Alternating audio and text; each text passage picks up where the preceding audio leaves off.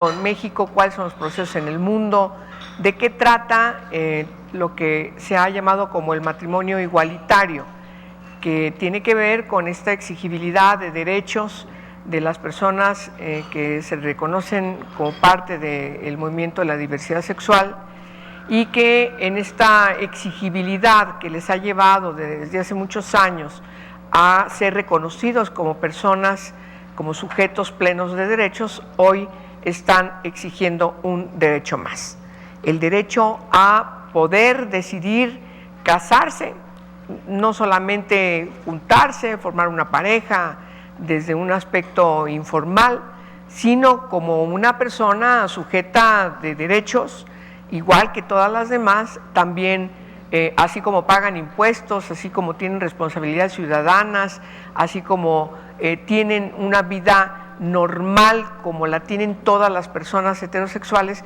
pues igual tienen que ser garantizados cada uno de sus derechos, y estos derechos iguales de las personas de la diversidad sexual pues ya están contenidos desde la hermenéutica del diseño de la Constitución, particularmente desde la reforma del 11 de junio de 2011, donde el principio de no discriminación queda claramente sustentado a partir de este enfoque del principio pro persona, y por supuesto tenemos que actuar en consecuencia.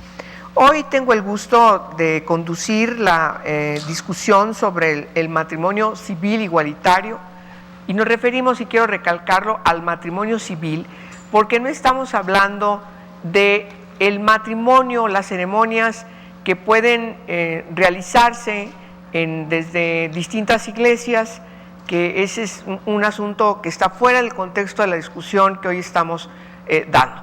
Es el matrimonio civil desde el contexto del Estado, la garantía de que no sean excluidas las personas que integran una pareja, personas del mismo sexo, y que deciden recurrir al registro civil a matrimoniarse. A ese matrimonio es al que nos referimos. Y nos parece muy importante discutirlo desde un contexto distinto al que se ha venido discutiendo en los últimos días, desde el contexto de la historia, de la antropología social, de cuál es el Estado de Derecho, cuál ha sido nuestro caminar como país para instaurar en todas las instituciones el principio de no discriminación, cómo se están organizando las familias diversas, cuáles son los vericuetos que tienen que remontar, que tienen que resolver, que tienen que enfrentar, los obstaculizadores que todavía, por desgracia, siguen permeando en algunos sectores de nuestra sociedad, que siguen viendo a las personas del mismo sexo que forman pareja, que forman familia, que están enfrentando, igual que todas las personas en el mundo, todas las circunstancias de su cotidianidad. La vida misma, desde que se levantan, se aprestan a salir de su casa, a enfrentar sus quehaceres, sus responsabilidades, hasta cuando regresan a su hogar y descansan. Los vericuetos que todas las personas enfrentamos en las grandes ciudades, en los pueblos, qué sé yo, y son los mismos, pero hay una diferencia que les lleva a estar segregados, a estar estigmatizados, a sufrir una serie de discriminaciones, y por desgracia nuestro país no está ajeno de los países que también, por desgracia, insisto, también se elevan las cifras de crímenes de odio.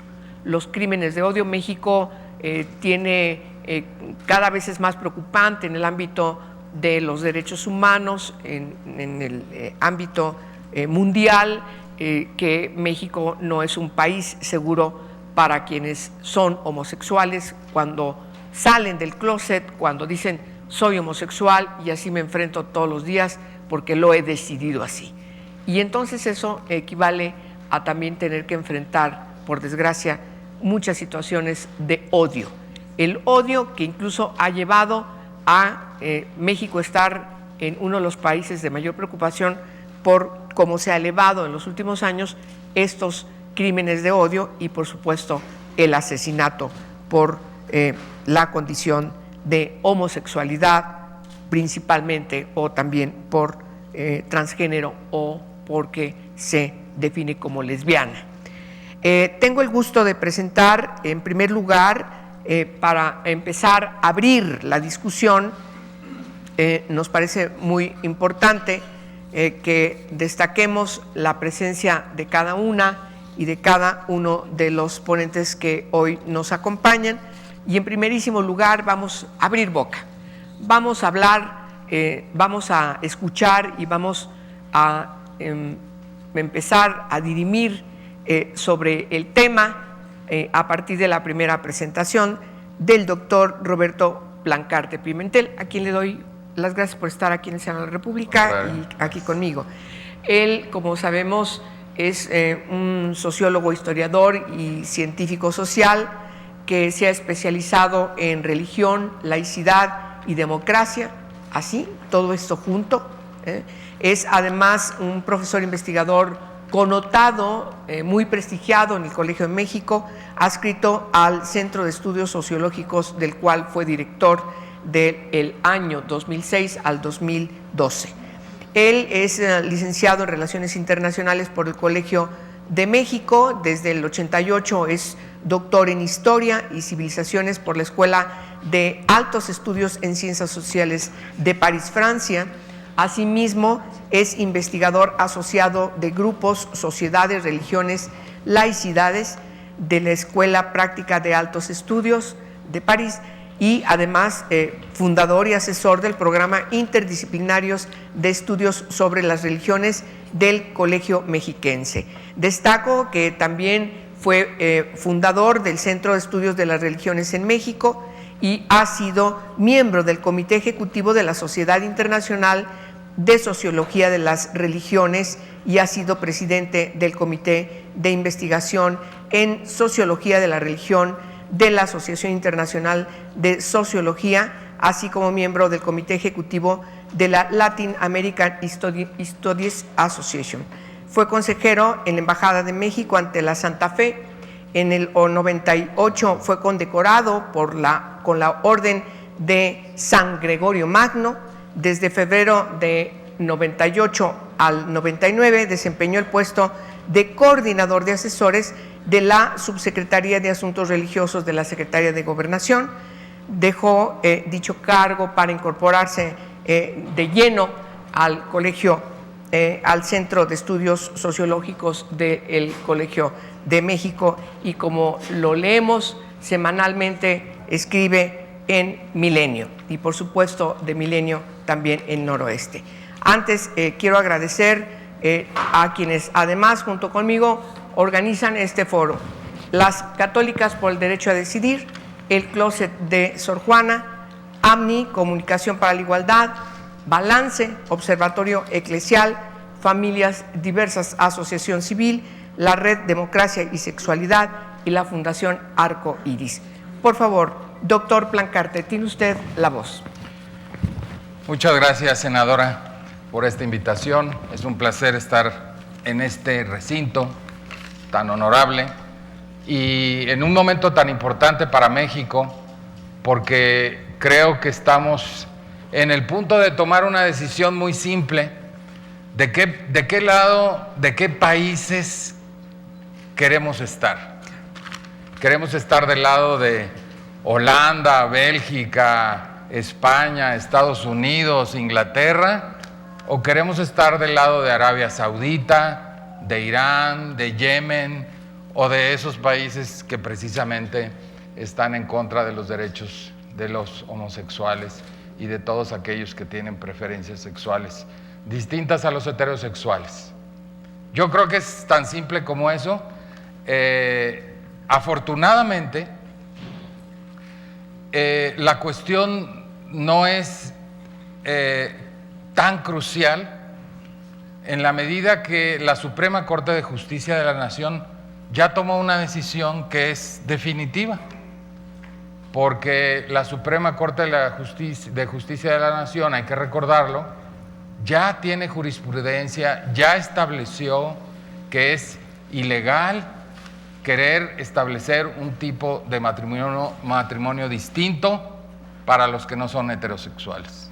Eso ya está establecido y por lo tanto todas las parejas homosexuales pueden contraer matrimonio en cualquier lugar de la República.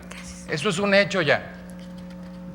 ¿Qué les va a costar más trabajo a lo mejor si no es en uno de los 12 estados que ya lo legislaron? Probablemente, porque van a tener que pasar por un procedimiento más engorroso, que es el de ampararse y entonces llegar simple y sencillamente a lo mismo que se están llegando en todas las otras decisiones. Es decir, que los jueces están obligados a casar a estas personas. Así que el asunto es más bien si el Congreso de la Unión tiene la capacidad de ponerse al día con lo que la Suprema Corte de Justicia de la Nación ya estableció. Es tan sencillo como eso. Ahora, en los últimos días, el tema, que es un tema resuelto, hay que decirlo, en los últimos días el asunto se ha desviado hacia otras cuestiones que yo creo que amerita discutirlas. Se ha desviado, por ejemplo, al tema del derecho de la libertad de expresión de los ministros de culto. Eso es un asunto que yo creo que amerita discutir, no necesariamente en este momento profundizar en él, pero amerita discutir porque creo que se ha dicho bastante que quienes tenemos perspectivas liberales y progresistas deberíamos estar a favor de que estas personas o de que todo mundo opine políticamente, opine y dé su opinión a partir de sus convicciones.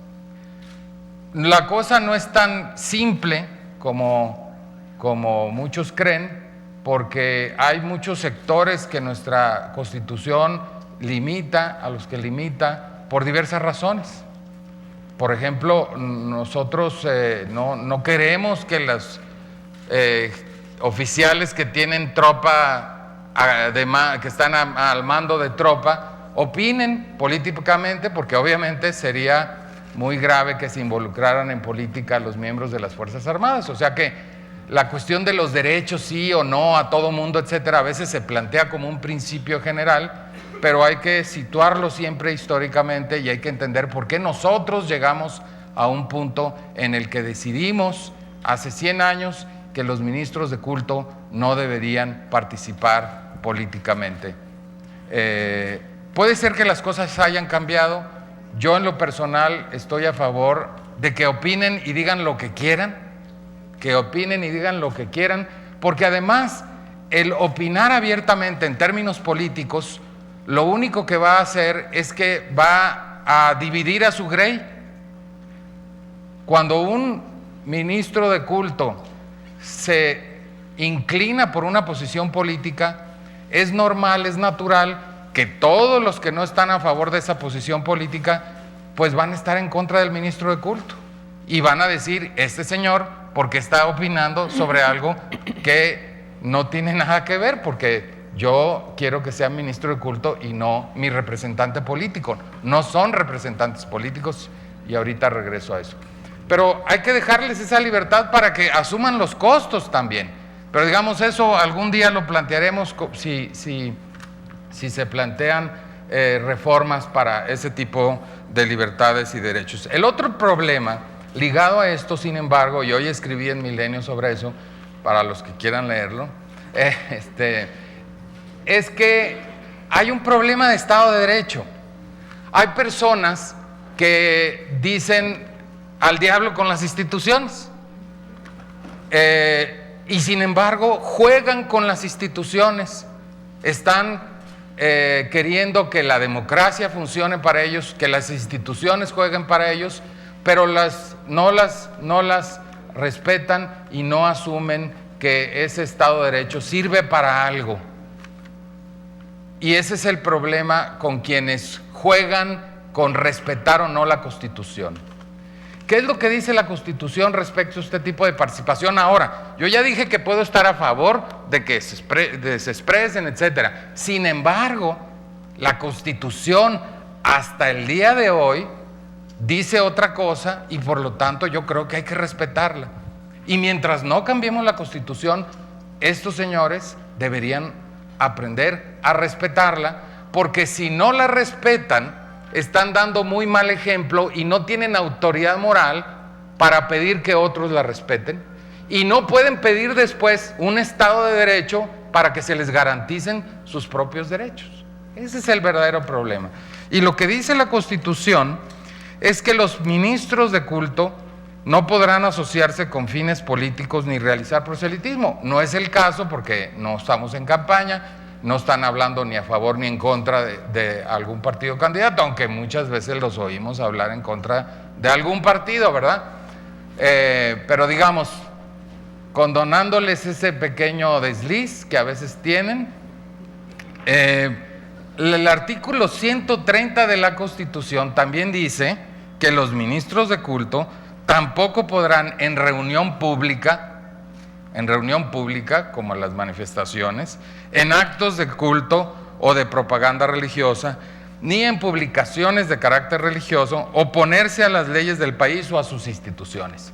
¿Se opusieron a las leyes del país y a sus instituciones? Sí.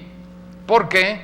Porque aunque estamos aquí debatiendo sobre esta iniciativa de ley del presidente de la República, en realidad mis colegas del Instituto de Investigaciones Jurídicas de la UNAM, que son expertos en la materia, y cito en particular al director del propio instituto, el doctor Pedro Salazar, me han dicho que la jurisprudencia de la Suprema Corte de Justicia también es ley, y que por lo tanto, si ellos no respetan la jurisprudencia de la Suprema Corte de Justicia de la Nación, en efecto están oponiéndose a las leyes del país o a sus instituciones. Así que, en efecto, los obispos que marcharon este sábado violaron la Constitución. Se puede decir, insisto, está bien, hagamos algo para que digan lo que quieran, pero por lo pronto violaron la Constitución. Y, insisto, el problema es con qué autoridad moral después se puede pedir que el resto de los ciudadanos respetemos la Constitución si ellos dan un ejemplo de que no hay que hacerlo cuando no nos convenga. ¿Cuál es el problema? El problema es que para las personas que tienen convicciones religiosas y que creen que esas convicciones religiosas están por encima de la Constitución, que esos derechos se los otorgó Dios y por lo tanto está por encima de la Constitución, simple y sencillamente están anteponiendo sus convicciones religiosas. Uno podría decir, tienen derecho a hacerlo, pero las están anteponiendo a la propia Constitución. No respetan, les parece que es superior las leyes divinas al derecho positivo de los hombres. Pero entonces nuevamente caemos en la contradicción. ¿Cómo pedimos garantías? ¿Cómo pedimos derechos? ¿Cómo venimos al Senado? ¿Cómo exigimos que las instituciones respeten esto si nosotros anteponemos nuestras convicciones personales, religiosas, a esa Constitución que elaboramos entre todos? ¿Cómo le hacemos para resolver eso? Porque el problema es que es muy válido que las personas tengan convicciones religiosas, pero estamos en un país de 120 millones de personas, donde el 95% de esas personas tienen convicciones religiosas de todo tipo, de manera muy diversa, con concepciones absolutamente diversas y distintas de lo que eso significa para su conciencia, para sus decisiones, para su vida personal. Si todos queremos anteponer nuestras convicciones religiosas a la Constitución, pues entonces esto es el caos. Así que o le hacemos caso a nuestras convicciones religiosas, o entendemos que vivimos en un país con 120 millones de personas que pensamos cosas distintas y que para eso establecimos una Constitución con la cual nos tenemos que regir. Así de simple. Luego, está el tema, vamos a suponer, aquí yo creo, desafortunadamente en estas reuniones que se hacen en el Senado, nunca tenemos senadores más que la persona que nos invitó, más que el senador o la senadora que nos invitó. Entonces, este rollo que voy a tirar ahorita, pues no sirve mucho porque es dirigido hacia los políticos, hacia los senadores, pero en algún momento quizás lo van a oír. ¿Cuál es el problema segundo aquí?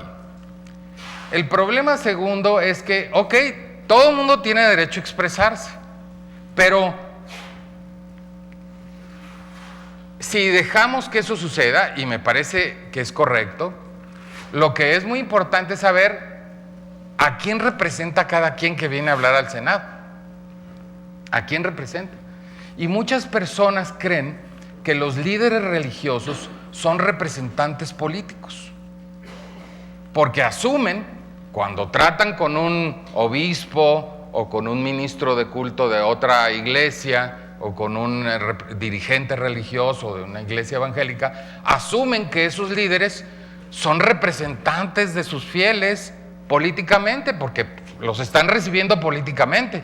Y cuando vienen aquí a dar una opinión, aquí o en cualquier lado, a dar una opinión sobre lo que ellos creen, hay una confusión sobre su representatividad. Porque el problema es que estos dirigentes religiosos no se representan más que a ellos mismos. Eso hay que saberlo. Está muy bien, es una opinión, pero es una opinión de ellos que no está necesariamente respaldada por sus feligreses. Porque ellos no son los representantes políticos de los feligreses. Ellos son simple y sencillamente los jerarcas o dirigentes religiosos, pero los representantes políticos son los que están precisamente en la Cámara de Diputados y en la Cámara de Senadores. Así que está muy bien, yo creo que hay que recibir a todos los dirigentes que quieran, pero la opinión de cualquiera de esas personas debería de valer, en principio, no debería de uno darle una representatividad mayor que la de cualquier otra persona, que la de cualquier otro católico o de cualquier otro evangélico o de cualquier otro mormón o testigo de Jehová en el país. ¿Por qué? Porque precisamente esos no son dirigentes políticos, no están representando la opinión política de los ciudadanos. Y eso es muy importante, y a todos los políticos se les olvida. Cuando reciben un obispo, creen que el obispo trae el peso de todos los católicos, y no es así, porque las encuestas nos muestran muy claramente que la gran mayoría de los católicos, por ejemplo, para solo dar un ejemplo de esa iglesia, no está de acuerdo en muchas de las posiciones, por ejemplo, sobre derechos sexuales y reproductivos, en lo que dicen sus obispos. Hay una enorme distancia y las encuestas lo prueban. Hay montones de encuestas, cito la de católicas, pero hay muchas otras, que muestran clarísimamente que lo que piensan los obispos no es lo que piensan los fieles.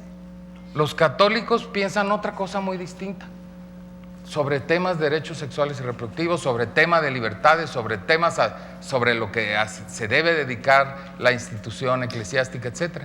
Entonces, con mayor razón, los políticos deberían de saber que esas personas que vienen a dar su opinión son opiniones personales y que no tienen mayor peso que eso. El otro día lo cité y cito, yo hago una cita argentina porque la mexicana es racista completamente, pero va en el lado de entender el punto. Dicen los argentinos que la culpa no es del chancho, que es el puerquito, sino del que le da de comer. Aquí el que infla el peso político de los dirigentes políticos son los políticos mismos. Son los que les dan de comer. Si no les dieran más representatividad de la que tienen, no tendrían ningún problema que estuvieran hablando, que estuvieran diciendo lo que sea. Pero nosotros somos los que engordamos al chancho. Ese es el punto. Los políticos, en particular, son los que lo engordan porque le dan ese peso. Ahora, 2 puntos o 3 para acabar. El tema es de derechos, no es de expresión política, no es de representatividad. El tema es de derechos. Y es muy claro. ¿Estamos de acuerdo en que todos los mexicanos debemos tener los mismos derechos? ¿Sí o no? Tan sencillo como eso. Todo lo demás es discriminación, disfrazada, pero es discriminación. Si uno cree que hay personas que deben tener menos derechos porque piensan distinto, porque tienen una religión distinta, porque son étnicamente distintos o porque tienen preferencias sexuales distintas, entonces estamos discriminando. Y eso es lo que está haciendo todas las personas que supuestamente sin querer discriminar, pero lo que proponen es una forma de discriminación. Y la Suprema Corte de Justicia ya dijo que en efecto eso no se vale, porque eso es discriminación, porque eso es partir de una serie de prejuicios que no deben alimentar nuestras decisiones, sobre todo de nuestras decisiones jurídicas y nuestras decisiones políticas. Y finalmente, bueno, casi finalmente, este es un tema de Estado laico, se ha dicho, y de separación. Luego, yo a veces corrijo porque tengo muchos años dedicándome a esto, la gente empieza a decir, no, es que defendamos al Estado laico. Sí, está bien, pero que no se nos olvide, no es el Estado laico como este gran nuevo monolito, ídolo al que hay que adorar. No, no, no. El Estado laico no es más que un instrumento jurídico político que sirve para garantizar nuestros derechos y nuestras libertades. Los que tenemos que defender son a nuestros derechos y a nuestras libertades. Eso es lo que estamos queriendo hacer. Claro, inventamos para poder hacer eso una cosa que se llama Estado laico, que garantiza tres cosas. Uno, libertad de conciencia, o debería de garantizar libertad de conciencia. Dos, igualdad y no discriminación. Y tres, para lograr eso, se dice lo que necesitamos es un Estado que sea autónomo de las religiones, que tenga una autonomía. Puede existir en esa autonomía separación o no separación, nosotros tenemos separación, pero lo que queremos es que el Estado tome decisiones, que las políticas públicas se tomen de acuerdo con la voluntad del pueblo y no de una religión o de otra. ¿Por qué? Porque una religión es natural, además no hay ni que pelearse con ellos. Una religión quiere imponer su doctrina y quiere que todo el mundo la tenga. Y como hasta lo que no come les hace daño, quieren no nomás tener su propio matrimonio religioso en el cual pongan sus propias reglas, sino quiere que todo el mundo funcione con esa doctrina y esas reglas, aunque no juguemos en el mismo equipo, aunque no estemos allí, aunque no formemos parte de esa iglesia. No, quieren imponernos esas reglas. Para eso inventamos un Estado que diga, oigan, no, ustedes tienen su matrimonio religioso, y Benito Juárez, hace 150 años y más, dijo, vamos a separar el Estado de las iglesias y que las iglesias tengan sus propios negocios, así se decía en el 19. Así se decía. Y que el Estado tenga su propio negocio, que cada quien se arregle sus propios asuntos. Benito Juárez no se quería meter en la vida interna de las iglesias y decía nada más, déjenos tener un contrato civil, un matrimonio que sea contrato civil, déjenos tener un registro civil, además del que ustedes puedan tener registrando sus bautizos y sus nacimientos. Nosotros necesitamos un registro civil, necesitamos aparte del que ustedes tienen, y necesitamos tener los cementerios secularizados, porque si no, no podemos enterrar a los que no son católicos. Así de simple, era nada más para tener un mínimo de espacio. Y es la misma cuestión ahora, lo único que se requiere es eso. Estamos a punto de cumplir 100 años de la Constitución de 1917. En ese año las cosas estaban muy calientes, no me quiero meter ahorita ya en la historia, pero los constituyentes estaban muy molestos por lo que había hecho el Partido Católico Nacional y algunos miembros de la jerarquía católica, y eso está probado en documentos del Archivo Secreto del Vaticano, puedo citarla, hay un libro de Ricardo Canelli, publicado en el INER. Ricardo Canelli es un católico, amigo mío, trabaja ahorita en la Embajada de Italia aquí, y él demostró que con documentos de la Santa Sede, que en efecto el Partido Católico Nacional y algunos miembros de la jerarquía habían intervenido en el golpe contra Madero y habían provocado también su asesinato.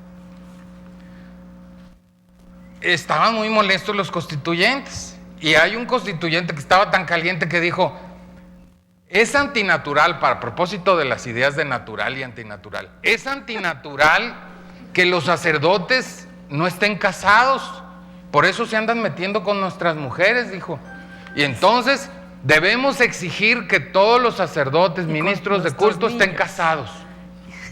Entonces, bueno, tenía su lógica, ¿no? Pero pues, afortunadamente la gente se detuvo y dijo: no, pues los constituyentes dijeron: no, eso sería intervenir en la vida interna de las iglesias. Si nosotros les queremos decir a las iglesias cuáles son las reglas que deben tener para que sus sacerdotes ejerzan y cómo deben de ser y a quién deben de casar o no, sería indebido a partir de nuestro principio de separación.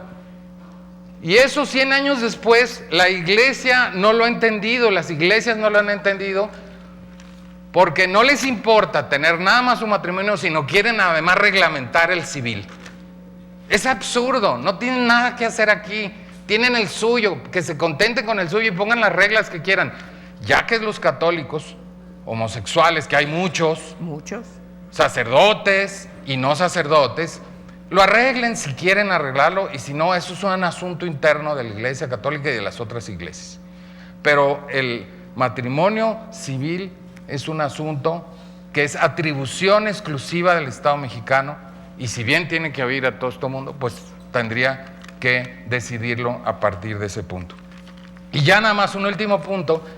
Resulta que todas estas manifestaciones ya se desviaron y ahora ya no están hablando del matrimonio igualitario, o no nada más de eso, sino que ahora están hablando del derecho de los padres a educar a sus hijos. Que uno dice, ya eso también ya está discutidísimo, y ninguna convención internacional dice, es falso, que los padres tienen derecho a que sus hijos tengan instrucción pública, tengan instrucción religiosa en la escuela pública. Dice que los padres tenemos derecho a educar a nuestros hijos como nosotros queramos, y obviamente se entiende no matemáticas y física y química, porque eso pues no importa, moralmente pues. Para eso está la casa, para eso están las familias y para eso están los templos. Y nadie dice que tenga que ser en la escuela pública, porque la escuela pública en México es laica, gratuita y obligatoria. Y querer utilizar la escuela pública es nuevamente querer agarrar al Estado y decir: haznos el favor de hacer lo que nosotros ya no podemos hacer. Nosotros queremos al Estado para que el Estado le imponga a través de esto a todos los niños una educación que ya decidimos nosotros que por ahí no va, no queremos. Y este supuesto derecho que ahora resurgió es el mismo que durante 50, 60 años hemos tenido desde las grandes manifestaciones, curiosamente en los lugares donde ahora hubo también mucha gente, Puebla o Guadalajara, que son los lugares donde hay más gente más conservadora. Está muy bien. Hace 50, 60 años exigieron lo mismo bajo el lema de cristianismo sí, comunismo no, y estaban en contra de los libros de texto, de la escuela, digamos, ¿cómo se dice? La de hombres y mujeres juntos. Mixta. La escuela mixta, la educación sexual, etcétera, etcétera, etcétera. Así que pongamos mucha atención, porque al final, como de todas maneras este asunto está prácticamente resuelto, no resulte que ahora nos vamos a ir por otra cosa que ya también decidimos, y que además es un asunto en el que sería absolutamente desastroso que nuevamente la Iglesia quisiera utilizar el brazo armado, digamos, del Estado para sus propios fines que no requiere. Y yo creo que ese es el verdadero problema de muchas iglesias y en particular de la iglesia de la jerarquía católica, que no se ha acostumbrado después de 150 años a estar fuera del Estado. Claro. Quiere seguir, o sea, ya hubo separación iglesia-Estado, a pesar de ella, luego ya después la aceptó y sin embargo quiere seguir adentro del Estado. No puede vivir en la sociedad civil sola. Y hay que enseñarle, y por eso yo estoy a favor de que se manifiesten y digan y hagan lo que quieran, respetando, por supuesto, las instituciones del conjunto de los ciudadanos que no necesariamente comparten ni su perspectiva ni su doctrina. Muchas gracias. Muchas gracias, Roberto.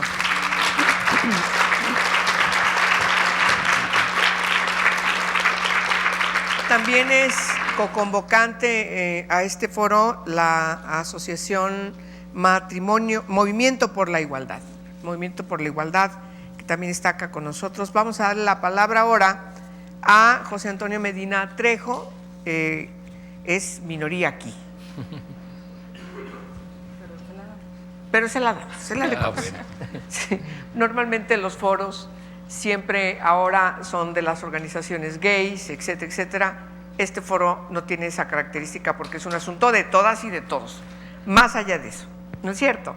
Pero José Antonio es maestro en comunicación y política por la Universidad Autónoma Metropolitana. En esa misma casa de estudios se tituló con la licenciatura Comunicación Social en el 98, cuenta con el posgrado Derechos Humanos y Medios de Comunicación por la Universidad Iberoamericana. En el ámbito profesional se ha desempeñado como periodista por más de 17 años, ha colaborado en los principales periódicos del país. En el 98 fundó la agencia de información Noti-S, en donde capacitó a más de un centenar de estudiantes de periodismo de la UAM, UNAM y la Universidad de la Ciudad de México, entre otras universidades. Ha sido galardonado por el Premio Pantalla Cristal, el Nacional de Periodismo Rostros de la Discriminación, el Rosa Cisneros en Salud y Derechos Humanos, entre otros reconocimientos colectivos. Fue nombrado como embajador contra la discriminación en medios por parte de CONAPRED.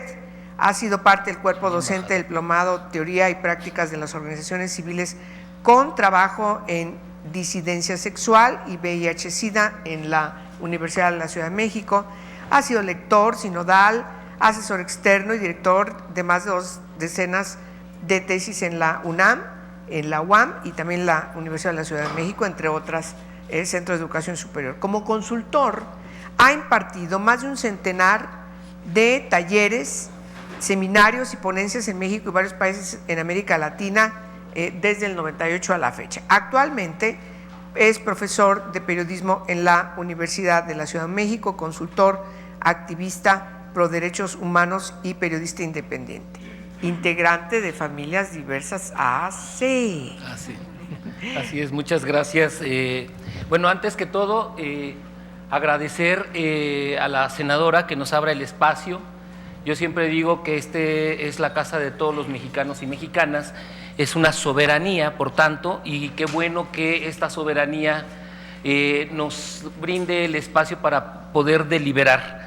Aquí ya hicimos otro foro y también la senadora nos hizo favor de abrirnos el espacio y prestarnos la infraestructura de nuestro Senado de la República. Muchísimas gracias.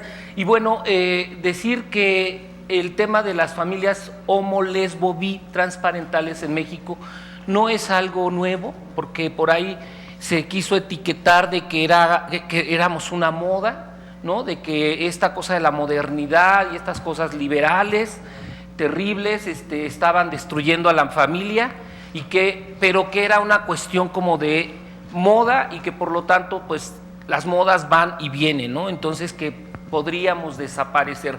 No, yo creo que la historia, en todos los momentos de la historia de la humanidad hemos existido familias homo, lesbo, bi, transparentales. Ha habido momentos ciertamente abiertos donde casi de hecho ni se ha cuestionado el asunto, pero también ha habido tiempos de oscurantismo y de negación de esta posibilidad.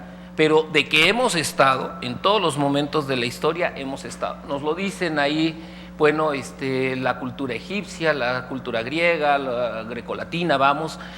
Y eso es muy importante decir porque en el discurso religioso regularmente está esta idea siempre que permea la idea de pecado, la idea de lo natural, de lo antinatural. Entonces, con base en ese discurso, bueno, pues nos han vilipendiado en los últimos días particularmente, pero ha sido algo que hemos heredado del discurso judeocristiano. Entonces, sí decir que las familias conformadas por 2 hombres, por 2 mujeres, hemos estado y somos algo que a mí que me gusta mucho decir y lo repito siempre, somos células vivas de la sociedad, células vivas y dinámicas de la sociedad contemporánea. ¿Qué quiere decir esto? Que vivimos las circunstancias que viven cualquier otra familia, la gran mayoría de las veces, con una diferencia, ¿no?, que es la discriminación por nuestra orientación sexual, en el caso de los padres o las madres,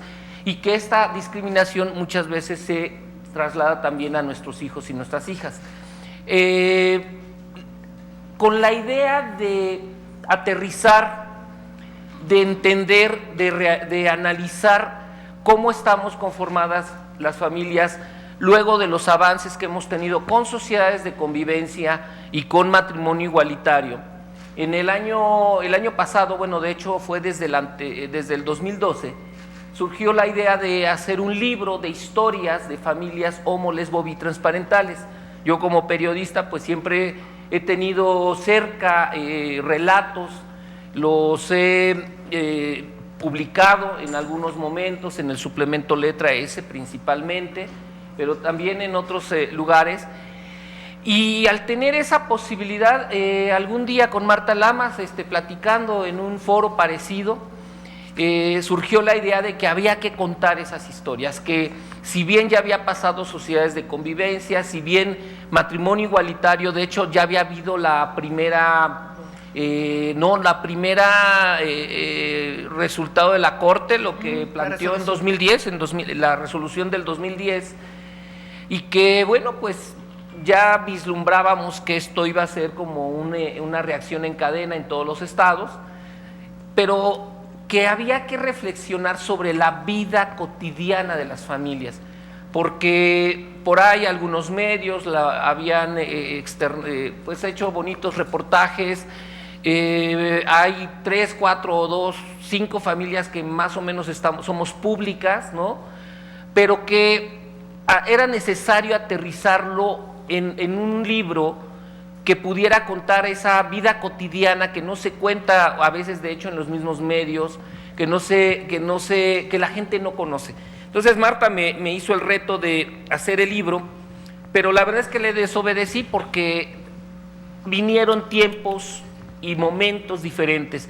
El libro está en otro lado, esas historias de familias, lo tengo, está ahí, está a punto de terminarse la edición, pero antes hubo un contexto, una coyuntura política muy importante, que fue el año pasado, en el año 15, la Corte vuelve a hacer otra ¿cómo se llama? Resolución, la 43-2015 de junio del año pasado. Entonces, previo yo ya había asesorado algunas tesis de maestría y doctorado sobre el tema de familias homoparentales, 4, y otros compañeros, amigos míos, habían hecho investigaciones extraordinarias que en sí mismas todas son un libro fascinante, pero enfocadas a ciertas ciencias, ¿no?, a la ciencia, a la antropología social, a la medicina social, a la psicología, a la comunicación y, muy importante, al derecho. Entonces, en lugar de publicar el otro libro de las bonitas historias, bueno, que no son tan bonitas, hay que decirlo, historias también, quiero decir, de terror en algunos casos, ¿no?, de circunstancias que viven las familias conformadas por 2 papás, 2 mamás, con hijos o sin ellas. Entonces decidí, en lugar de hacer el otro libro, que creo que también tendría muy buen impacto, mejor pedirles a los compañeros y compañeras que me regalaran un texto académico, un artículo que pues sintetizara de alguna manera y que además hicieran reflexiones sobre sus tesis de maestría y doctorado. Entonces, bueno, es así como se hace esta compilación, porque sabíamos lo que venía. Venía una discusión política muy ardua, muy grande, muy compleja. En una de esas, bueno, pues las pasiones de la derecha, hay que decirlo, perdón, pues tendrían pues mucha relevancia en la opinión pública. Entonces, la idea fue hacer esta compilación donde cada uno de los tesistas, de las compañeras y compañeros, pues explicó de qué trató su investigación. Por eso el título fue Familias homoparentales en México, mitos, ¿no? Hablamos mucho cuando se habla de las familias homoparentales, la derecha nos ha querido etiquetar con cosas terribles, ¿no? De que convertimos a nuestros hijos en homosexuales, de que los homosexuales somos violadores porque fuimos violados, ¿no? Y una serie de mitos construidos que se repiten, ¿no? Y que van formando una idea que desde el punto de vista de quienes hicieron estas investigaciones es errónea. Entonces, bueno, el libro tiene esta parte de los mitos y las realidades, ¿no? Lo que realmente vivimos, las familias conformadas por 2 papás, 2 mamás, por nuestros hijos, donde pues ahí en una de esas pues traemos broncas igual que los y las heterosexuales, igual que las familias conformadas por personas heterosexuales, y bueno, la realidad que vive en su conjunto la sociedad. Aquí siempre se dice, no, es que la familia va a desaparecer, estas nuevas formas de relaciones liberales, alocadas, están haciendo que la sociedad se denigre y todos estos discursos. No, yo creo que más bien el Estado tendría, bueno, el Estado pensando más bien que son los entes de gobierno, de gobernanza, deberían de asumir también parte de esa responsabilidad. Las familias, seamos heterosexuales o no, nos estamos destruyendo, entre otras cosas, por la economía y la violencia y todo lo que está pasando, por malas decisiones políticas, habría que decirlo, ¿no? Entonces los gobiernos no están asumiendo esa parte de responsabilidad de la desintegración familiar, ¿no? Que es un tema, creo, fascinante que también habríamos que reflexionar. Y un poquito en honor y en reconocimiento a alguien que yo quise mucho en vida, aprecié y aprendí mucho y me regañaba mucho también, Carlos Monsiváis. Él insistía en el tema de la vida cotidiana. Hay que relatar, hay que cronicar la vida cotidiana. Entonces, el libro compendia esto, historias, las investigaciones hablan de lo que vivimos quienes estamos conformados de esta manera, de lo que enfrentamos ante las instituciones de salud. Por ejemplo, hay uno de los ensayos, de los trabajos, que se enfoca a cómo las mujeres lesbianas, por ejemplo, que van a los ámbitos de salud, pues son muy violentadas por los ginecólogos, que la gran mayoría de las veces son hombres ginecólogos, ¿no? Entonces, la cuestión de la lesbiandad para los ginecólogos es algo que pues todavía no les queda claro, y hay mucha violencia ahí simbólica y a veces verbal, ¿no? Entonces, bueno, por acá se relatan algunas cosas, y que la experta que hizo esa tesis hace todo un análisis desde cómo se van construyendo estas concepciones desde la ciencia médica, por ejemplo, o desde los espacios, desde la psicología, por ejemplo, también, que es terrible, ¿no? Donde todavía tenemos gremios psicológicos donde no han asumido esta parte de la diversidad. Entonces, las investigaciones lo que buscan es eso, hacer una reflexión, insisto, desde 5 ciencias sociales, ¿no? Que dan una posibilidad de leer lo que está pasando en este momento, porque todas las investigaciones, de hecho la más viejita es de Ángeles Aces, que es una investigadora que la hizo en el contexto de sociedad de convivencia, y es fascinante ver cómo se concebía el tema del matrimonio gay. Ella le llama gay lésbico, todavía no entra la parte trans, no, para aquel momento la parte de las personas trans, y cómo se concebía. Y las demás investigaciones ya son como de hace 3 años a la fecha.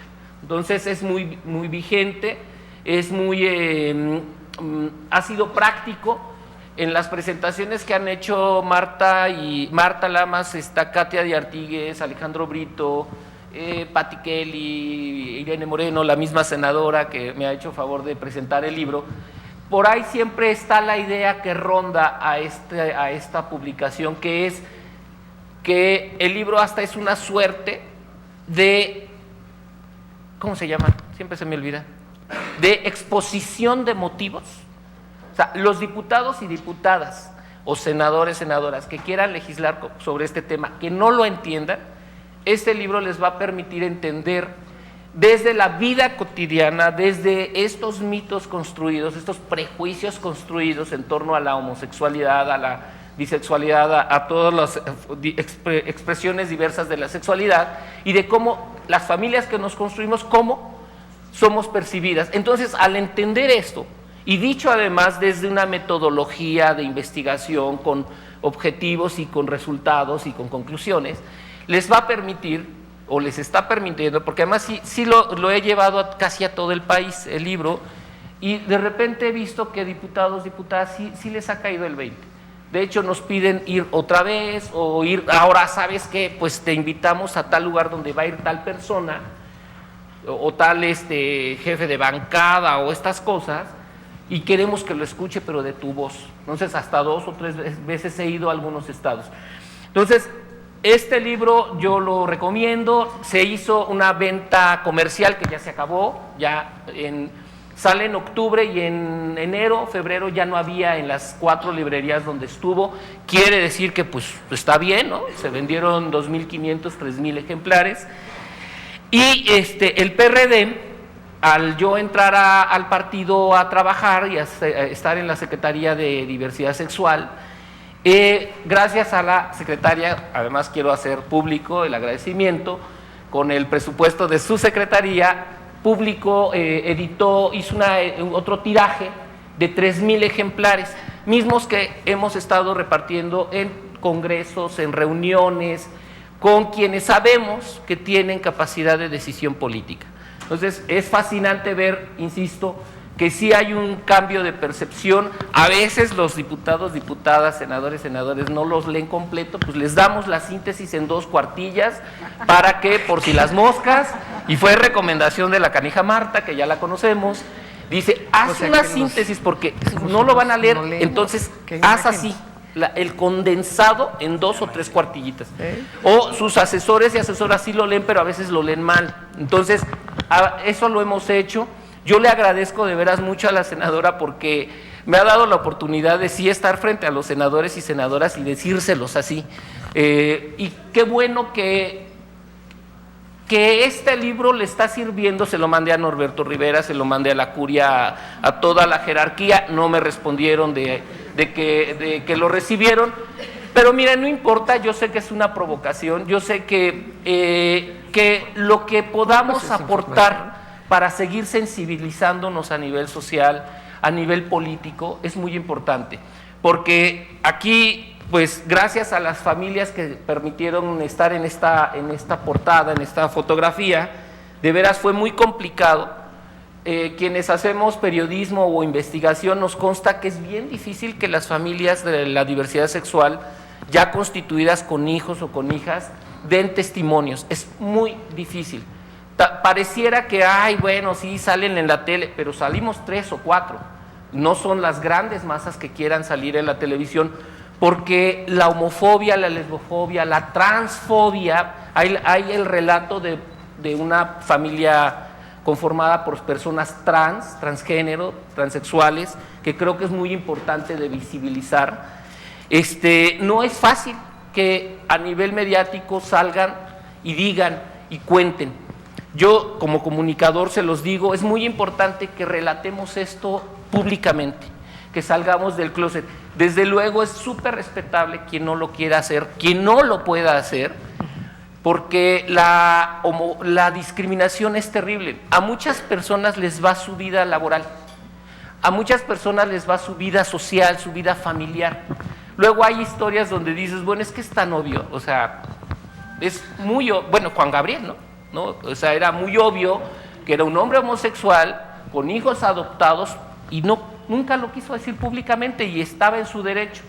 Pero las circunstancias en un rancho, en un pueblo, en una ciudad pequeña, de veras sí significan, a las personas y a las familias sí les significan cosas terribles. Entonces, qué bueno que tenemos una Ciudad de México donde hemos avanzado mucho en estos temas y que podemos aquí estar prácticamente como si nada, pero no es el común en todo el país. Entonces, por eso es urgente que nuestros legisladores y legisladoras legislen en torno a esta propuesta de ley, que hay que decirlo, hay varias, en el Senado ya tenemos, aquí la senadora ya ha presentado una propuesta extraordinaria que va fluyendo, la Cámara de Diputados tiene la de Enrique Peña Nieto, pero también la bancada del PRD está ahí moviendo cosas para que logremos conjuntar y luchar porque se apruebe la ley de matrimonio civil igualitario. Hay que recordar que la palabra civil tiene que estar siempre. Entonces, este libro, bueno, ha sido un aporte desde mi espacio, vamos, y ojalá que podamos seguir avanzando. Yo espero el próximo año publicar el de historias, ya no de la parte académica, sino como de historias.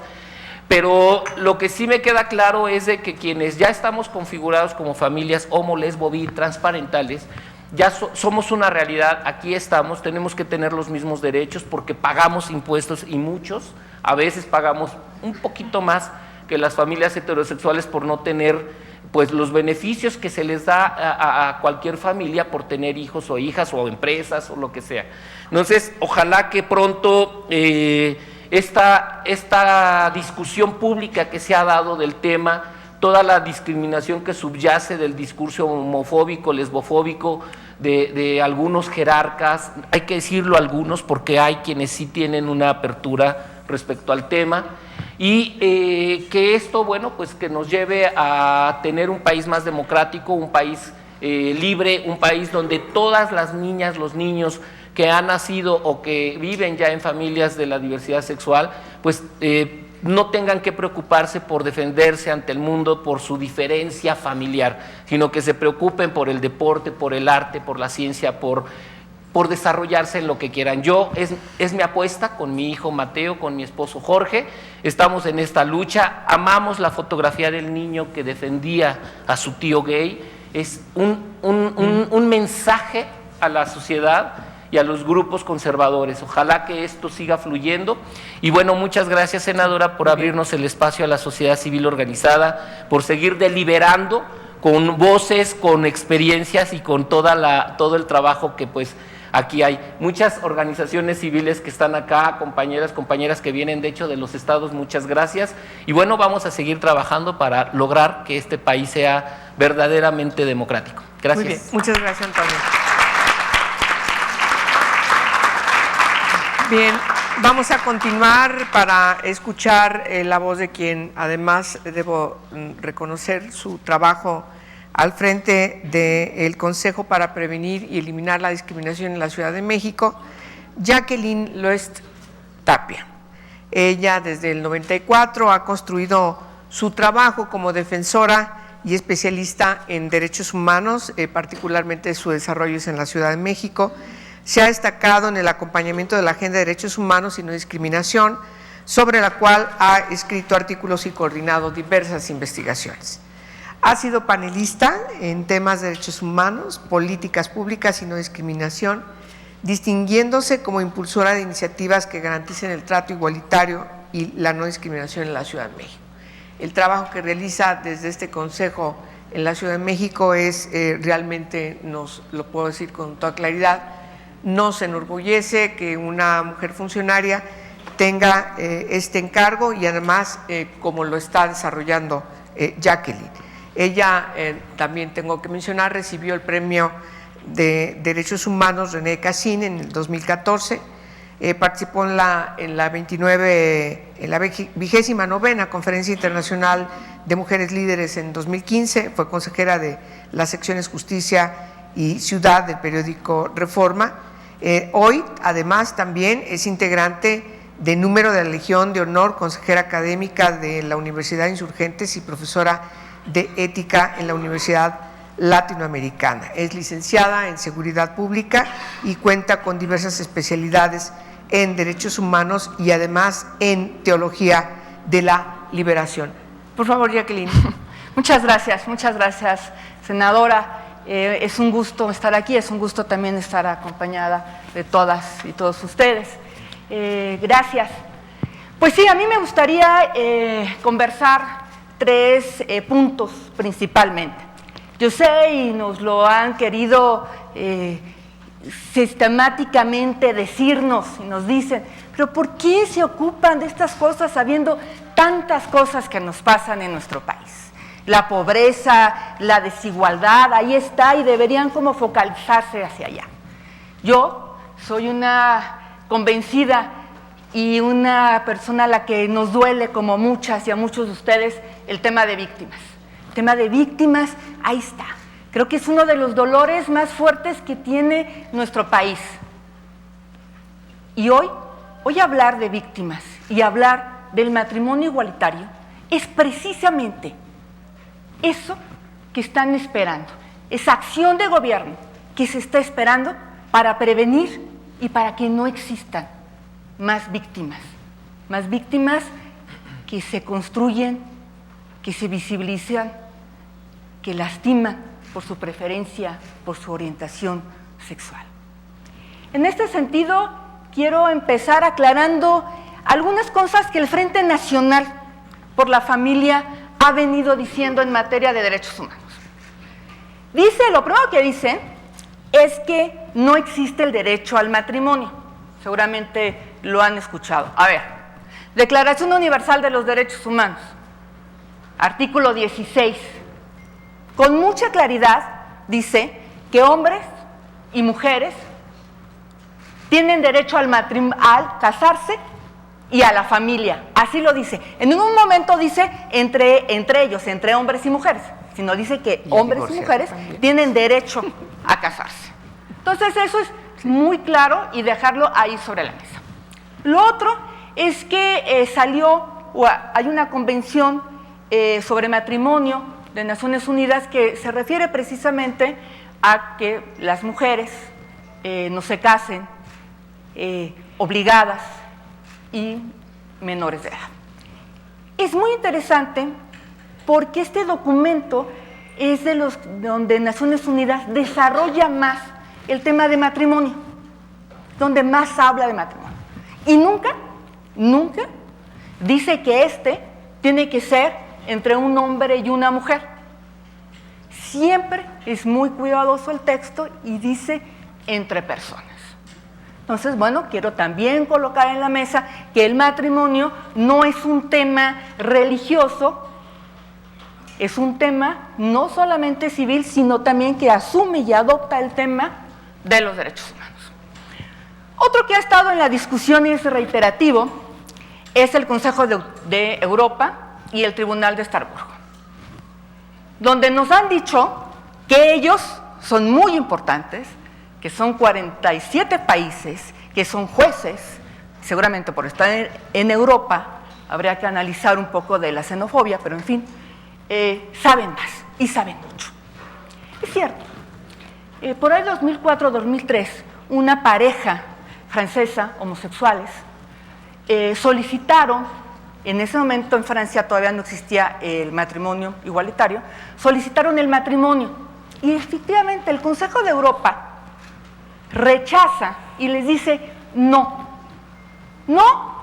porque ya existe una figura en Francia que garantiza lo que tú me estás pidiendo. De tal suerte que no digo que el matrimonio no sea un derecho, simplemente digo que lo que tú estás pidiendo, en este caso Francia, ya lo tenía. Pero posteriormente, y es a lo que nunca hacen referencia, es que después hubo un caso similar en Italia.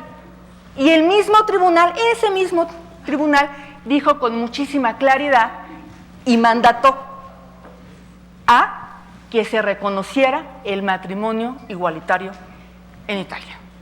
Y esa pareja se pudo casar gracias a eso que hizo el Tribunal de Estrasburgo y el Consejo de Europa. Aclarar estas ideas. Me parece importante porque son reiterativas y además porque de lo que quiero hablar acá es de una experiencia real. Hay una experiencia real y esa solamente la podemos conversar y la podemos decir quienes vivimos y transitamos en la Ciudad de México. En la Ciudad de México decidimos modificar el Código Civil.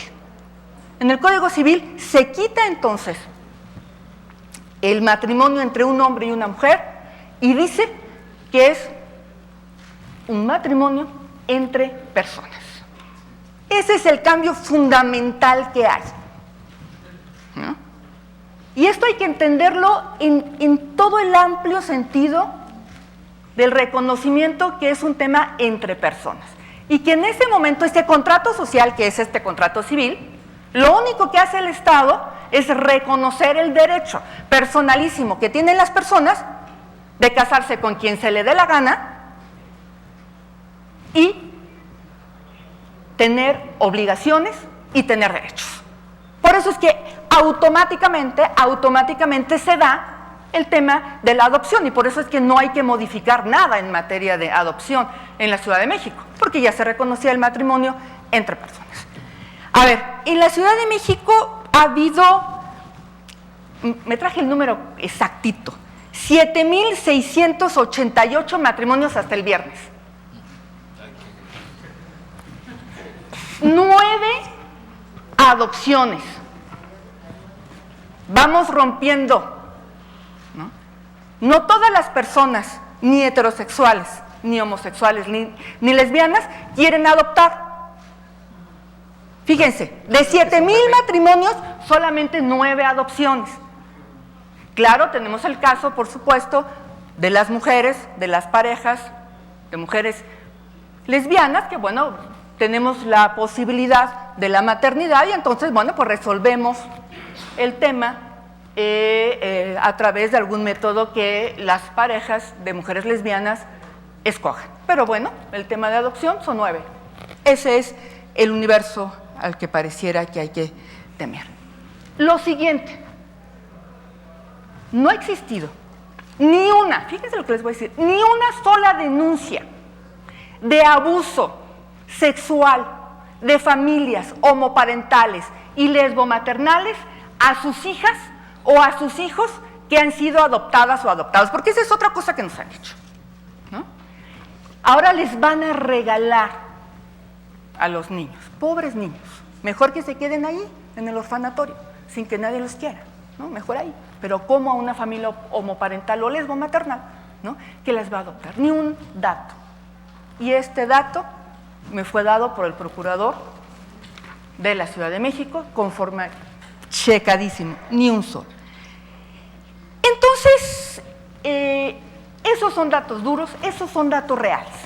Otro argumento que quiero traer es el que se dice que ahora, claro, con la visibilización, ¿no? Visibilizar a las personas homosexuales, lesbianas, trans, vamos a crear un encono. Y dice, va a haber más odio. Claro, como ya se les va a ver por todos lados, ¿no? Y los que están inconformes, ¿no? Pues, fíjate, van a sacar a su homofóbico que está adentro, ¿no? El acoso escolar. Ahora las niñas y los niños de familias homoparentales y lesbomaternales, ¿no? Van a sufrir de la mala educación de las hijas y de los hijos de parejas heterosexuales. Entonces, pues, tampoco, ¿no? O lo tercero que nos dicen es el abuso sexual, que ya les dije que no hay. Miren, y aquí que estuvo en letra S y Alejandro Brito de letra S. A ver, desde el 2010, que es cuando se da el matrimonio entre personas del mismo sexo a la fecha, los crímenes de odio en la Ciudad de México vienen a la baja. Total y absolutamente a la baja. No hay crímenes de odio. Muy pocos. Muy pocos. ¿Por qué? Bueno, porque hay una visibilización del derecho, porque además en el Código Civil, en el Código Penal, con mucha claridad, habla de crímenes de odio y subraya el tema de homofobia.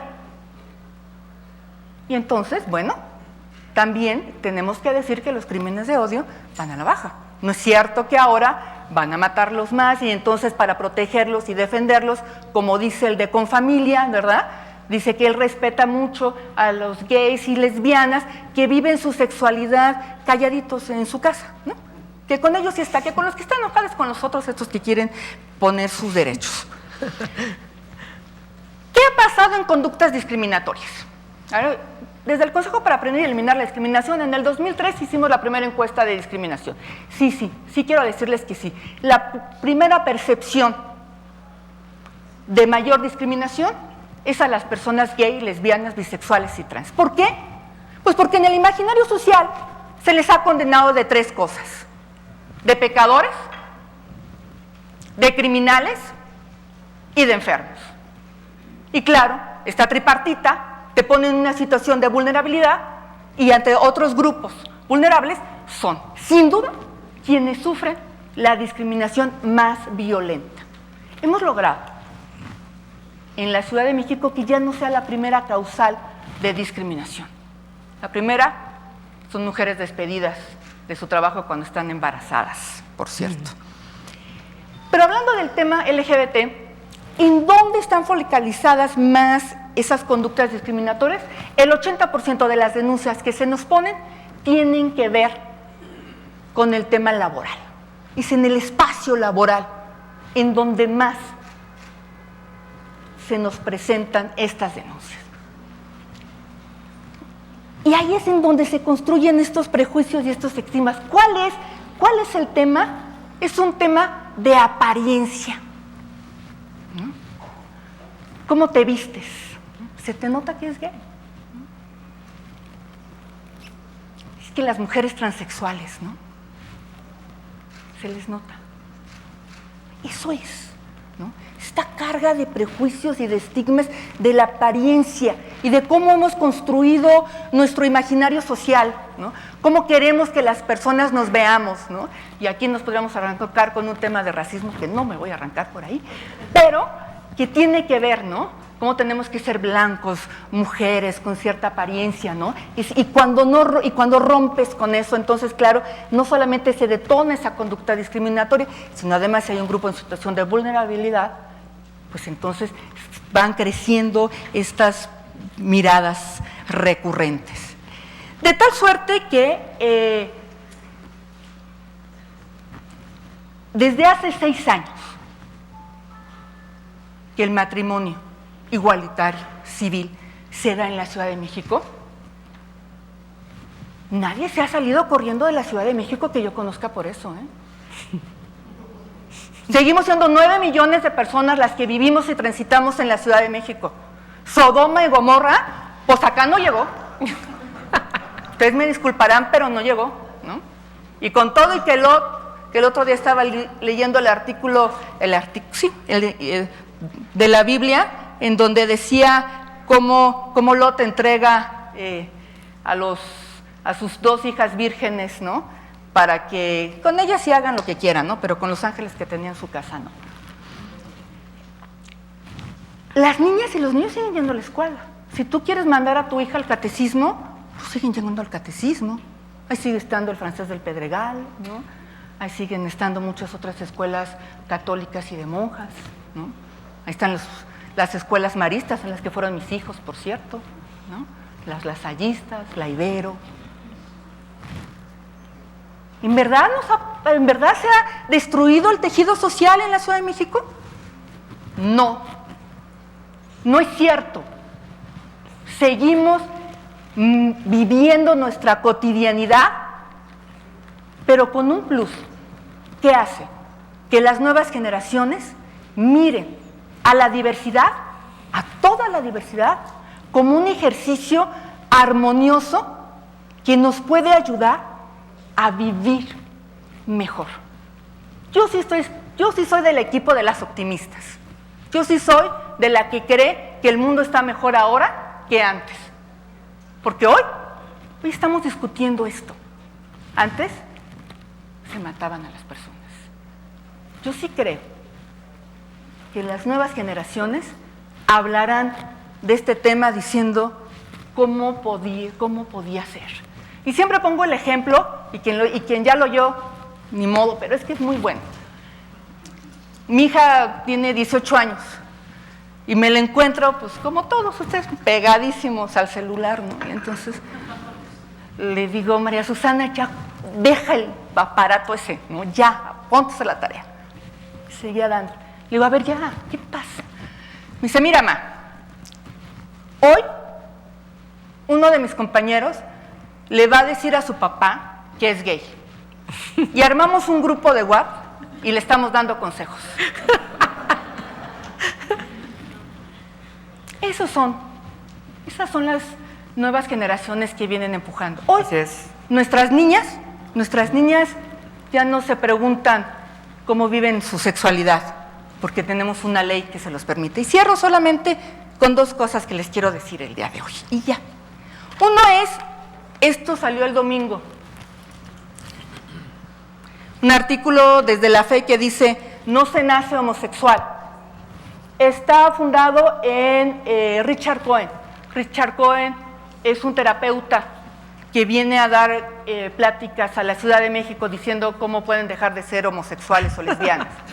Desde el 2015, la opinión técnica de COPRED, opinión jurídica de COPRED, dijo con mucha claridad que están prohibidas en la Ciudad de México, basadas en el Código Penal, en el artículo 206 del Código Penal, dar terapias que tengan como intención modificar la homosexualidad, la lesbianez, la trans de las personas, porque eso es reconocer que no tienen ese derecho y se estaría discriminando. Así es que el día de hoy les estamos entregando a la Arquidiócesis Primada de México un documento que seguramente ellos no sabían que Richard Cohen no puede dar pláticas en la Ciudad de México. Se lo mandamos también en su momento a la Embajada de Estados Unidos, porque entra además ilegalmente, nunca dice que va a dar pláticas, para que sepan que el argumento, por lo menos el que usaron acá, es ilegal y está totalmente fundamentado. Y por otro, es que al Partido Encuentro Social, el día de hoy también le estamos entregando un exhorto por los Twitter que ha estado mandando esta semana, en donde habla de la diversidad de familia.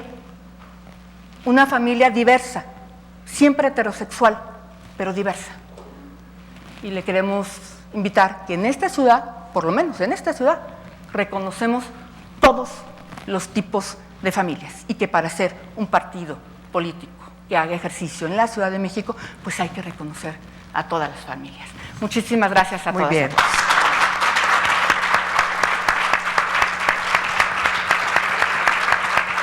Gracias. Gracias, Jacqueline. Muchas gracias. Pues sí, hay una diferencia de vivir en la Ciudad de México. Sin duda. Vamos a cerrar este foro de lujo con la doctora María Marcela Lagarde y de los Ríos. Marcela Lagarde. Ella es, como sabemos, una académica muy prestigiada, antropóloga, investigadora, que además, debo destacar, es especialista en etnología y, por supuesto, es una representante en el mundo, no solamente en el continente, del feminismo. Yo la defino como una filósofa feminista de la que todas aprendemos y todos aprendemos. Ella es fundadora de la Red de Investigadoras por la Vida y la Libertad de las Mujeres, Asociación Civil, que debería estar aquí arriba nuestro logo, ¿verdad? Bueno. No sé por qué. Algo nos pasó. Bueno, es, por supuesto, una activista y sobre todo una teórica que se ha dedicado al estudio antropológico de la condición femenina. Ha realizado diversas publicaciones, temas tratados como ya son prácticamente textos de un estudio importante alrededor del cautiverio, el cuidado, la sexualidad, el amor, el poder, el trabajo, la violencia de género, la subjetividad, la religión, el derecho, también la maternidad y, por supuesto, la sororidad. Todos estos temas desarrollados desde el enfoque de la filósofa feminista que es la doctora Marcela Lagarde. Y bueno, ella es autora de una gran cantidad de libros, de textos, de ensayos alrededor de todos estos temas, particularmente el feminismo, la autonomía de las mujeres, el desarrollo humano, la democracia genérica. Sin más, le doy la palabra a Marcela. Puedo decir muchas más, su currícula es verdaderamente extensa, pero hice una pequeña síntesis simplemente para que contigo, después de escuchar a estos tres, a Jacqueline, Antonio y por supuesto a Roberto, ahora desde el punto de vista tuyo, tratar este tema que hoy nos ocupa aquí en el Senado de la República. Marcela, por favor. Bueno, pues me encanta estar aquí. Todos creo que estamos contentos de demostrar que estamos juntos trabajando por una realidad distinta y cómo aportamos. Yo he recordado ahora que los escuchaba otros momentos en que hemos estado juntos, en otras luchas, en otras causas, y pienso que somos parte de una gran corriente de cambio en nuestro país que ha permitido respirar a mucha gente porque hemos logrado establecer libertades democráticas que me parece que han sido el eje de una gran cantidad de estos movimientos políticos, estudiantiles, populares, distintos, y también hemos tratado de construir un mundo de derechos. Y me parece que esa relación entre derecho y libertad ha dado forma a un nuevo contrato social, que es el que nos hemos planteado aquí, y no solo en México.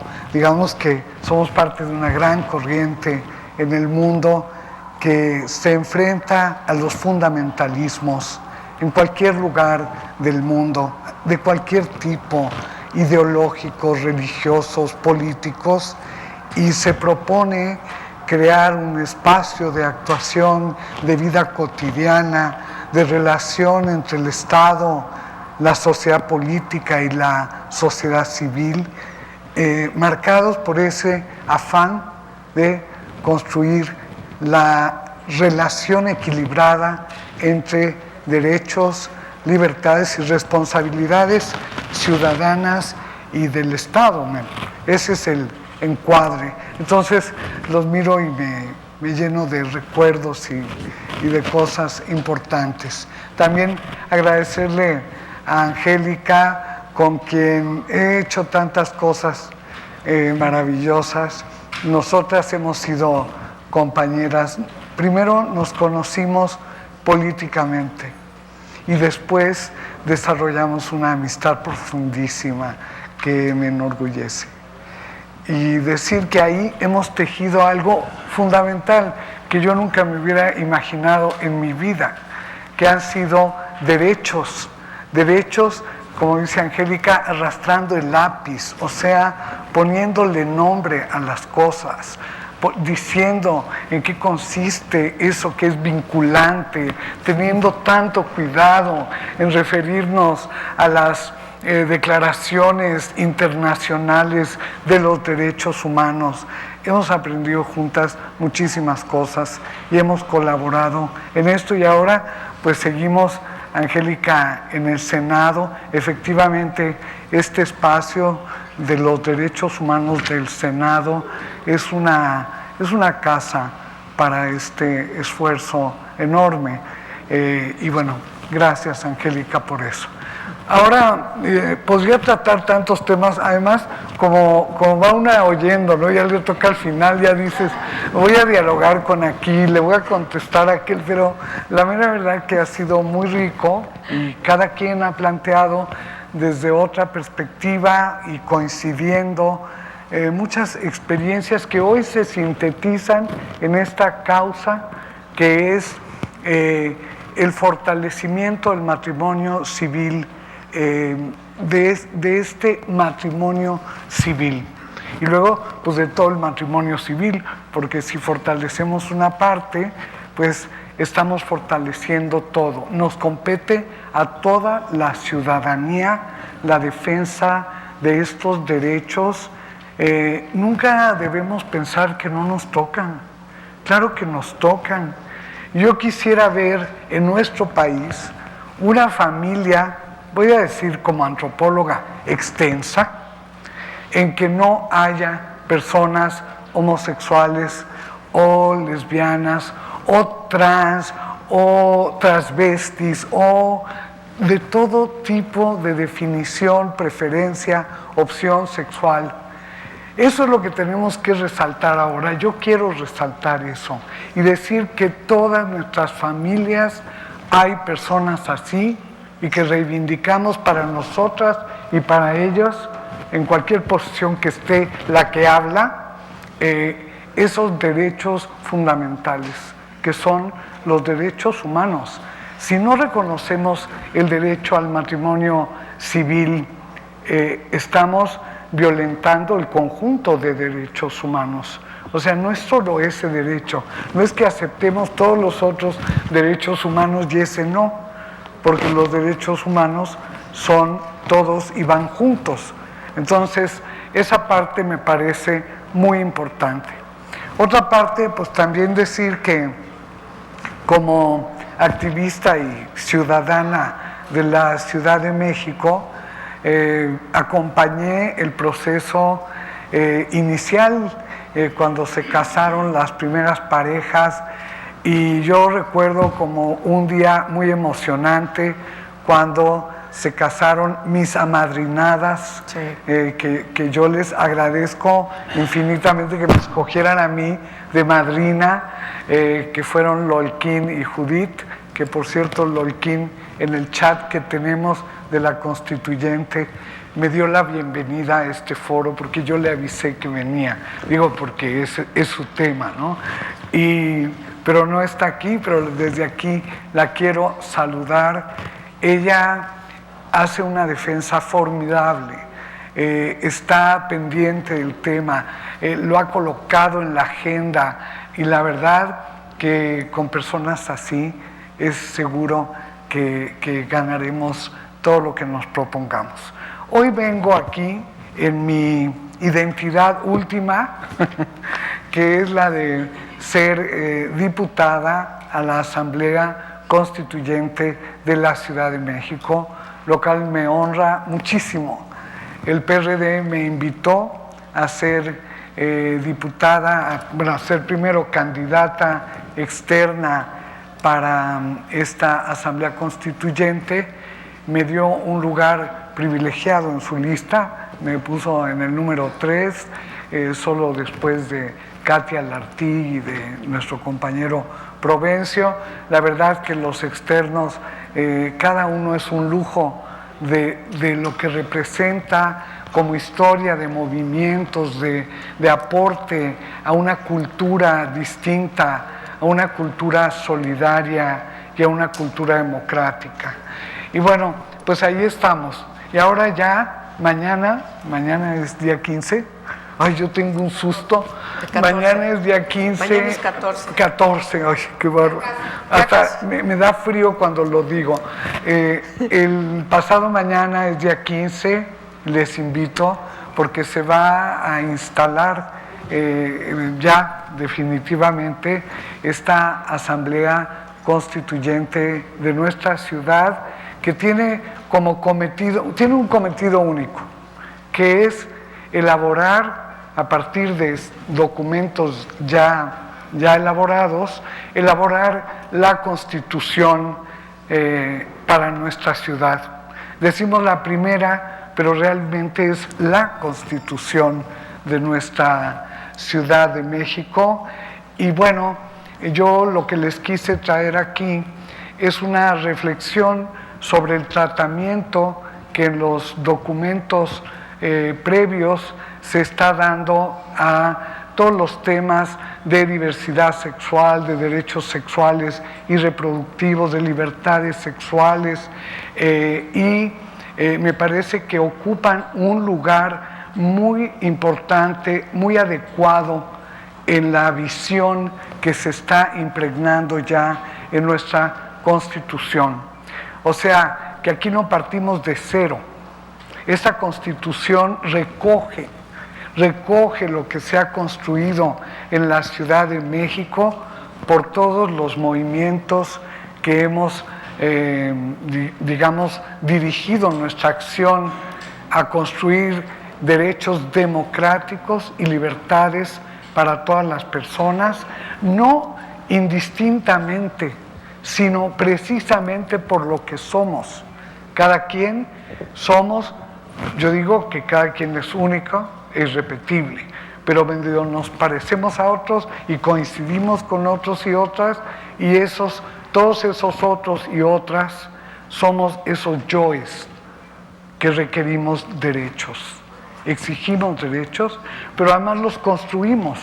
Esta ciudad yo la miro como una ciudad constructora de derechos y libertades. Ojalá podamos, a lo largo de los debates que va a haber ahí, contar con la presencia de las organizaciones, y las invito a que lo hagan, para que lleven su reflexión sobre lo que ya se va a hacer público, que son los documentos previos sobre los que vamos a trabajar.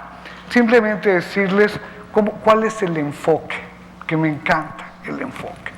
Es un enfoque de nuestra Constitución de derechos humanos. O sea, la estructura asume la filosofía de los derechos humanos como estructura organizadora de los principios fundamentales de esta Constitución. Y eso es un lujo, es una maravilla que podamos tener en breve esta Constitución ya integrando todo lo que hemos construido parcialmente, fragmentariamente, en un todo de derechos humanos fundamentales. No les puedo contar todo, y además para que no se aburran, léanlo porque es muy importante. En el artículo 16 se establece un rubro que es la ciudad incluyente. Me encanta eso, que nuestra ciudad se defina como una ciudad incluyente. Ya sabemos qué quiere decir. La inclusión se constata, se plantea, se nombra frente a la exclusión. Uno de los mecanismos más terribles de la discriminación es la exclusión. Lo digo como mujer. Nosotras, todas las mujeres, hemos vivido formas de discriminación y en muchas ocasiones han alcanzado el grado de la exclusión. Pero muchos otros grupos, personas, categorías, colectivos han vivido exclusión por ser lo que son. Por ser lo que son, que es lo más duro que le puede pasar a un ser humano. Ser excluido por lo que es. No por lo que piensa, no por lo que dice, no, por lo que es profundamente como definición de su ser y luego además también de su existencia. Entonces, nuestra Constitución tiene ese bello artículo 16 en que define a la ciudad incluyente y ahí plantea varios incisos muy importantes. Uno es la atención a grupos, la atención prioritaria a ciertos grupos que viven formas de discriminación graves y aún en nuestra ciudad no han encontrado las vías de su inclusión con todo lo que va, con todos sus derechos.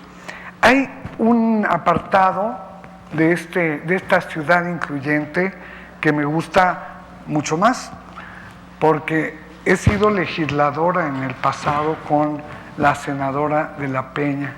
Sé la dificultad que hay para que un derecho enunciado jurídicamente aterrice en la realidad, para que pueda ser un derecho, decimos, exigible, para que pueda ser un derecho sentido, para que pueda ser un derecho promovido, incluso por quienes lo tienen que promover. Cuesta mucho trabajo. Pero en esta Constitución hay un apartado que se llama disposiciones comunes, que me parece que es una política de gobernanza democrática basada en estos derechos humanos. Y entonces plantea algo fascinante que no podíamos resolver quienes estábamos discutiendo, y es cómo repetir y repetir y repetir las formas de la discriminación con cada sujeto discriminado, o, fíjense qué interesante, plantearlo como una problemática estructural de la desigualdad y que genera un sinfín de fenómenos desde pobreza hasta miseria, exclusión, discriminación, dificultades para el desarrollo personal, dificultades para el proyecto de vida para las personas. Y lo que hace la Constitución es proponer la manera, el acceso a estos derechos y la obligación del gobierno de cumplirlos. Aquí hay muchos incisos que no les voy a leer, donde se plantea la obligación específica para garantizar los derechos, para tutelarlos, para difundirlos, para todo lo que tiene que hacer las autoridades de la ciudad, que deberán adoptar las medidas específicas necesarias basadas en protocolos para demoler las barreras que tenemos las personas que somos objeto de discriminación, y plantea un concepto que también creo que recoge lo que pensamos todo el mundo, el de discriminación multifactorial.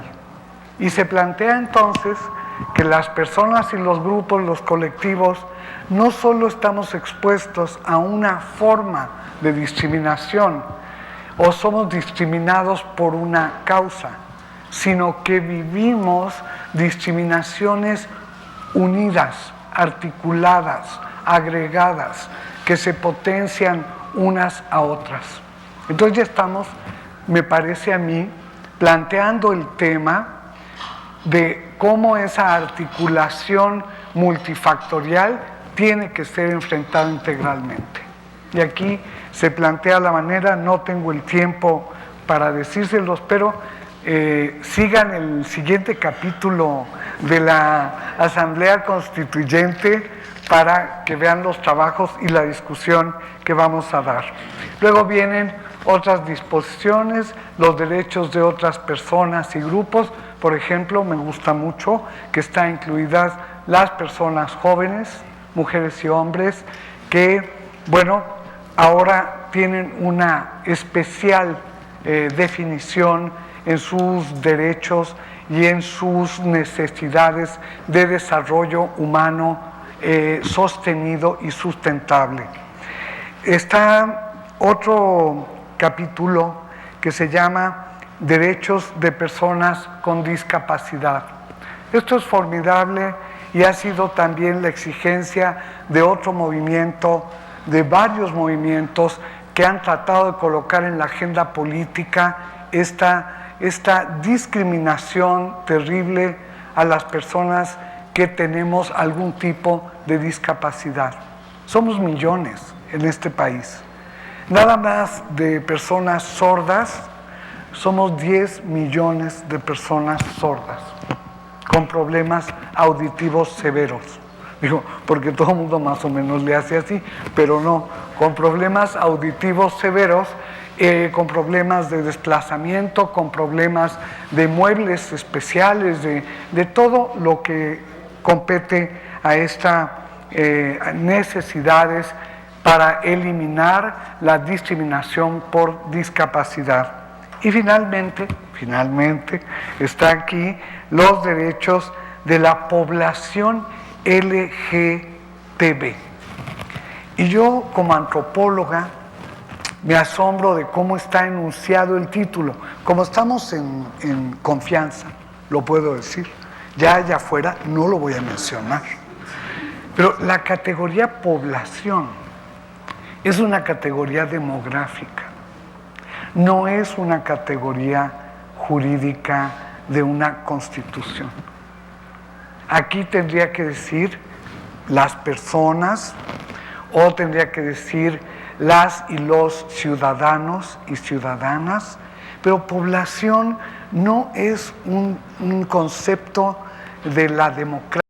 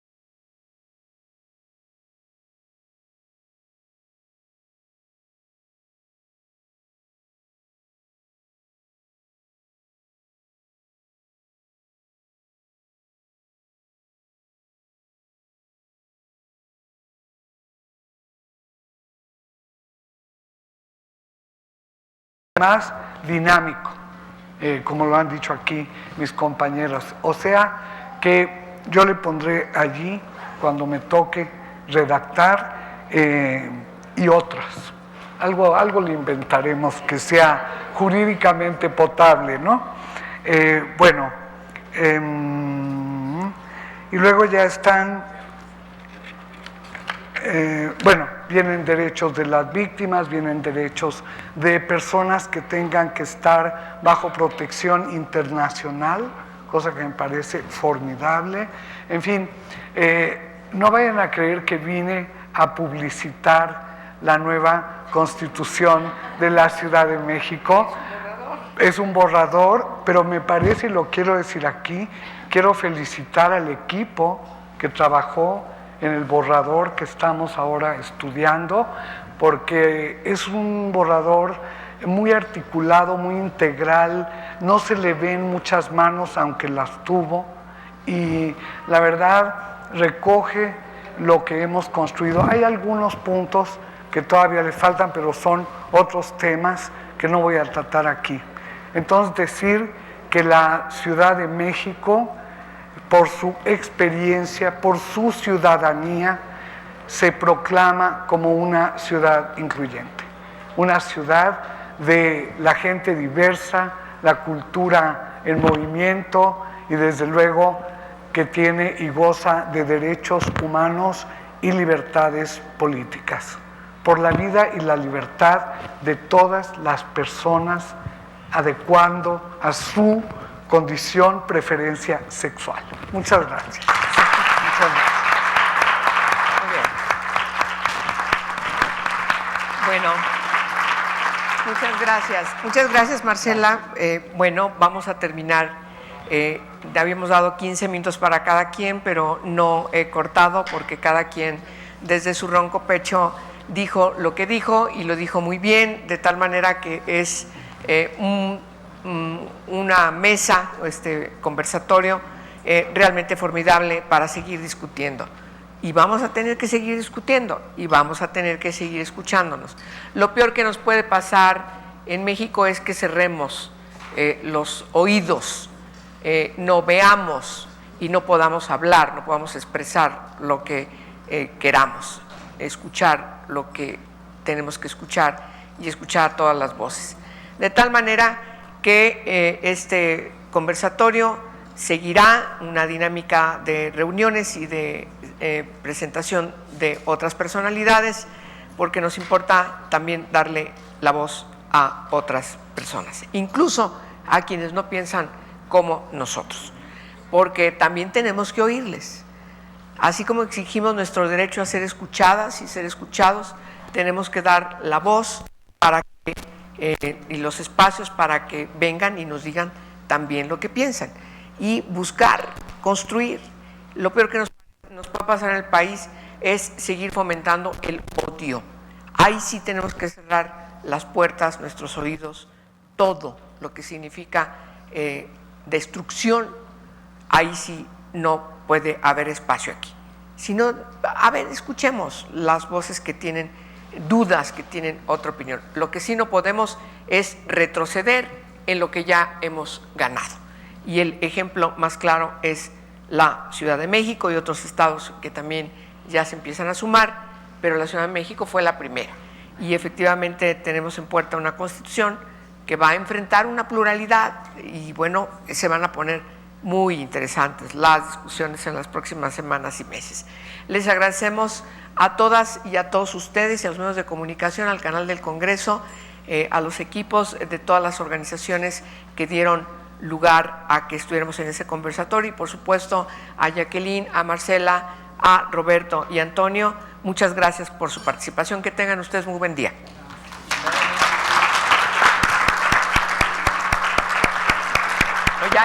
Ya.